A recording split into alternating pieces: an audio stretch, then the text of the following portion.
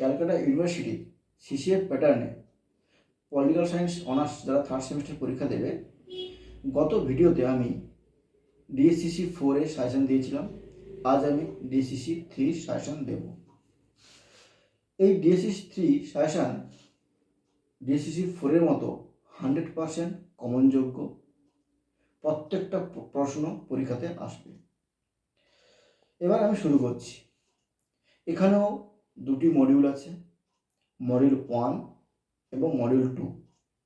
Module 1 থেকে question আসবে 20 নম্বরের একটি, 10 নম্বরের একটি, এবং মডিউল 2 থেকে কোশ্চেন আসবে 20 নম্বরের একটি, 10 নম্বরের একটি। এছাড়াও দুটি মডিউল থেকে মোট 3টি 5 নম্বরের কোশ্চেন আসবে। এবারে আমি শুরু করছি সাজেশন। মডিউল 1 20 নম্বরের কোশ্চেনের জন্য আমি দুটি চুজ করেছি। 1 নম্বর, রাজনৈতিক ব্যবস্থা বলতে কী বোঝো? ডেভিড ইস্টন ব্যবস্থাপক তত্ত্বের মাধ্যমে কিভাবে রাজনৈতিক ব্যবস্থার চরিত্র তুলে ধরেছেন। 2 নম্বর, নয়া উদারনীতিবাদ বা ইচ্ছা স্বাতন্ত্র্যবাদ বলতে কী বোঝো? এর বিভিন্ন ধারাগুলি আলোচনা করব। এবার আসি 10 নম্বরের কোশ্চেন। এখানে 10 নম্বরের কোশ্চেনের জন্য তিনটে কোশ্চেন আমি ঠিক করেছি। 1 নম্বর, অ্যালমন্ড ও পাওয়েলের কাঠামো কার্যগত দৃষ্টিভঙ্গিটি আলোচনা করো। 2 নম্বর, দৃষ্টিভঙ্গি বলতে কী বোঝো? সনাতনী দৃষ্টিভঙ্গি হিসাবে আইনগত দৃষ্টিভঙ্গির বৈশিষ্ট্য আলোচনা করো।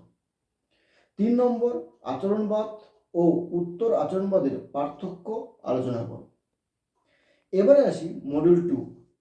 মডিউল 2 থেকে 20 নম্বরে আমি দুটি কোশ্চেন ঠিক করেছি।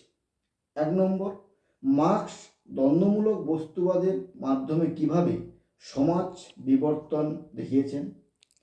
হেগেলের দ্বান্দ্বিক তত্ত্বের সঙ্গে মার্কসের এই দ্বান্দ্বিক তত্ত্বের পার্থক্য কোথায়। 2 নম্বর, বিপ্লব বলতে কী বোঝো? লেনিন ও মাও জেদুংয়ের বিপ্লবের তত্ত্বটি আলোচনা করো। এবার আসি 10 নম্বরের কোশ্চেন। এই 10 নম্বরের কোশ্চেনের জন্য আমি দুটো ঠিক করেছি। 1 নম্বর, মার্কস শ্রেণী সংগ্রামের কয়টি পর্যায়ের কথা বলেছেন? এই প্রসঙ্গে উদ্বৃত্ত মূল্যের তত্ত্ব ও বিচ্ছিন্নতাবাদী তত্ত্বটি আলোচনা করো। 2 নম্বর, সাংস্কৃতিক সমাজবাদ বলতে কী বোঝো? এক্ষেত্রে গ্রামসির মতামত ব্যক্ত করো। এবারে আসি দুটি মডিউল থেকে 5 নম্বরের যে কোশ্চেনগুলো আসবে সেগুলো নিয়ে আলোচনা।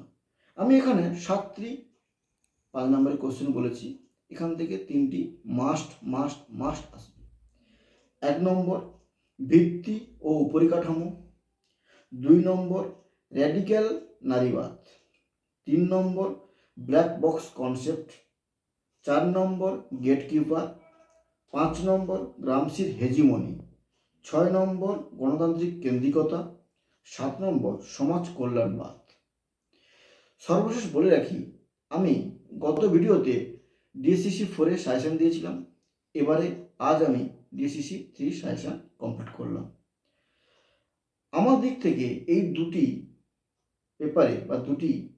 পেপার থেকে 100% কমনযোগ্য প্রশ্ন পাবে। এইগুলো করে গেলে আর কোনো কিছু কোশ্চেন এক্সট্রা করতে হবে না। সবচেয়ে বলে রাখি, কারো যদি নোটস অথবা সাবজেক্ট সংক্রান্ত কোনো সমস্যা হয় আমার সাথে কন্ট্যাক্ট করতে পারো। এছাড়াও আমার অফলাইন এবং অনলাইন ব্যাচ চলছে। কারো যদি মনে হয় অ্যাটেন্ড করবে তাও করতে পারো। আমি সব দিক থেকে সাহায্য করব। ধন্যবাদ।